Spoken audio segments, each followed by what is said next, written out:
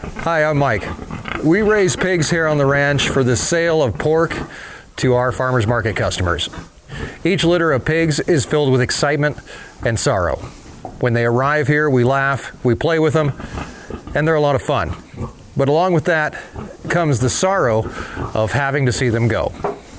Today, we say goodbye to this year's pigs on our Wyoming Life.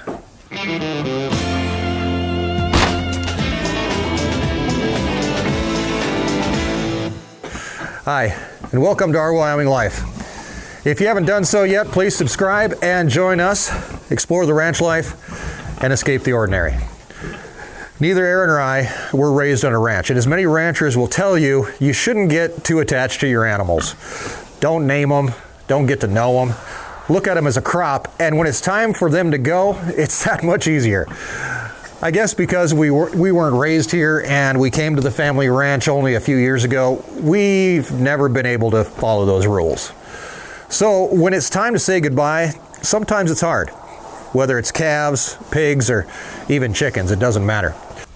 Sorry, I had to get out of there. These guys just won't leave me alone. As farmers and ranchers, we look at ourselves as stewards of the land. And animals that live here, we make sure they have the best life they can while they're here. In the end, they do all serve a purpose. By us raising pork and beef, we're supplying hundreds of families with the food they need and want. We make sure that our animals are well taken care of in the best ways possible. We don't use any hormones or antibiotics, and we pride ourselves in that.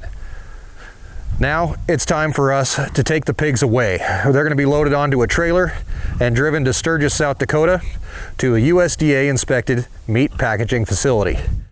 We were actually scheduled to take them in a couple of weeks, but we got the call this morning that they can take them sooner. Monday, actually. That news kicks us into a little higher gear. You see, we still don't have a way to load the pigs into a trailer. My plan was over the next week to build a loadout ramp for them. Now that has been put as top priority around here, and that's where we're going to start today. This is the shed where the pigs live. They've lived here most of their lives. We got them from a pig breeder back in July of last year. If you remember, Mitch and I carried them out of a dog carrier into their new home. They have 2 stalls in this shed to live in, and we shuffle them from side to side. When we need to clean one side, they go stay in the other side for a while. When they first came to the ranch, they only ate a few pounds of food per day. Now they eat between 6 to 8 pounds of food per day each, around 50 pounds a day, with all 7 of them chowing down. And over their entire time here on the ranch, a pig will eat about 800 pounds of pig food. They also get scraps from the garden. The kids this summer love to feed them, and the pigs never did mind a little treat. With the time for them to go rapidly approaching, we need a way to get them on a trailer. In the past, we've set up panels, but this year, with them in the shed, we have a new opportunity to load them out, and hopefully, it'll be a little easier. This end of their shed is easily accessed by a trailer. Our plan is to build a ramp for them, a loading chute, and then cut a hole in their shed where the chute will sit. On the other end of that chute will be the trailer, and we can load them directly from their stall. It's easier said than done.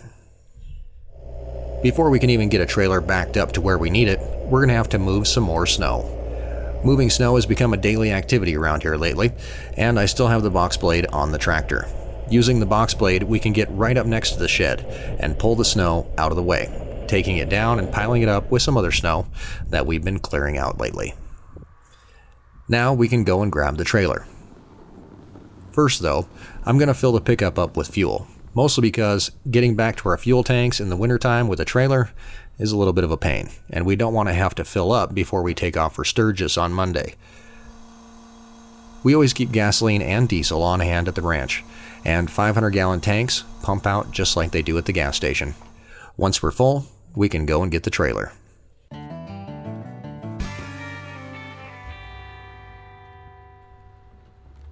When hauling the pigs, we take our 16-foot steel trailer. We have a few trailers to choose from, but in all honesty, this is the only one that has lights that work right now. Our 20-foot aluminum trailer needs a new wiring harness, and I haven't gotten to it yet. Once we've got it all hooked up and the safety chains attached, then it's off. But not to the pig shed quite yet. First, we head to the shop, where we're going to build our new loading chute. These trailers have two different ways of loading animals into them. They feature a sliding door for backing up to chutes and a larger swing door that's handy for unloading or loading from larger gates or corrals.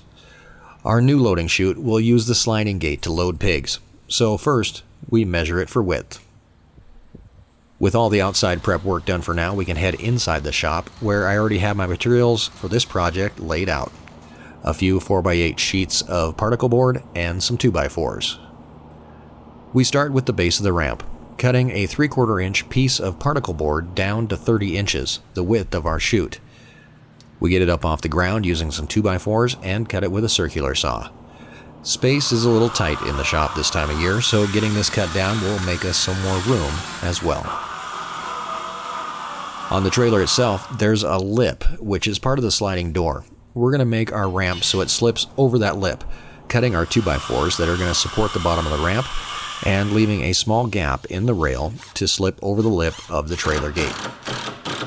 After screwing in our rails, we can drag it outside and test fit it on the trailer before adding our upright portions of the chute. These supports will hold the side walls of the chute and are probably the most important part of the entire assembly. The pigs weigh around 250 pounds apiece, and they'll be placing plenty of strain on the structure of the supports and side walls. Making sure they're solid is very important, unless we want to be chasing pigs around.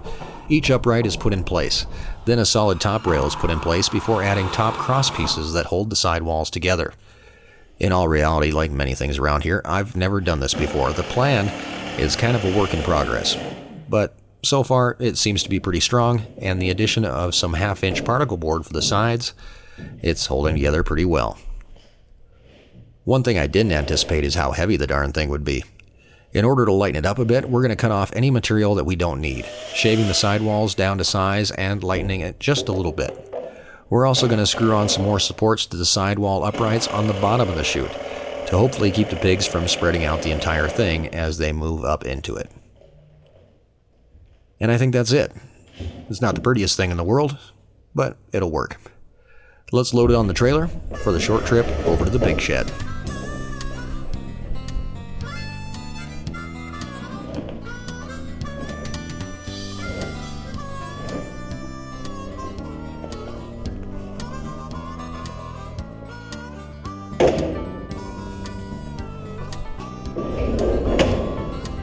Finally, we're back outside with the pigs.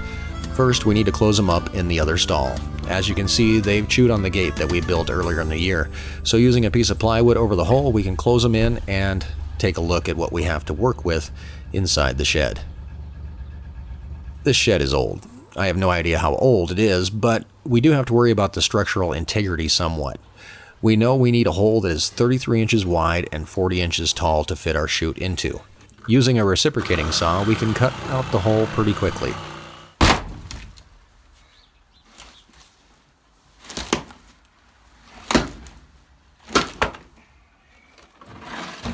Cleaning it up a bit and getting ready to bring in the chute, which doesn't quite fit, so we'll make the hole just a little bit bigger.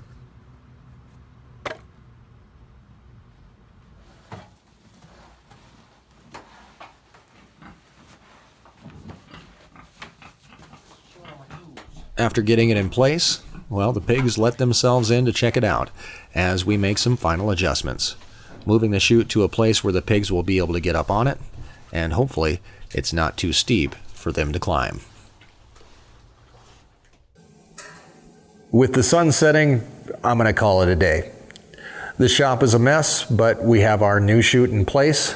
It's now Saturday night, and I'm going to get this video edited and up for you. As you're watching on Sunday, we're going to be out adding some runners to the chute floor so the pigs have some traction as they go up the ramp. We're also going to weigh a couple pigs before we go, and of course, we need to get them on the trailer. I'm sure that's going to be entertaining. You can catch it all on Tuesday's video as we're going to be filming the entire process of getting these guys to Sturgis this year. The pig ramp and chute were actually going to be Tuesday's project list video, so We just got bumped up by a couple of days. I hope you come back on Tuesday and check out the rest of the story as we say goodbye to this year's pigs. Make sure you subscribe and click the little bell so you get a notification when we put out a new video. This week, we also invite you to join us for our live stream on Thursday night at 7 p.m. Mountain Time, and we hope to see you there. Take a minute as well and like us on Facebook and Instagram for content that you can't find anywhere else. Until next time, have a great week, and thanks for joining us in our Wyoming Life.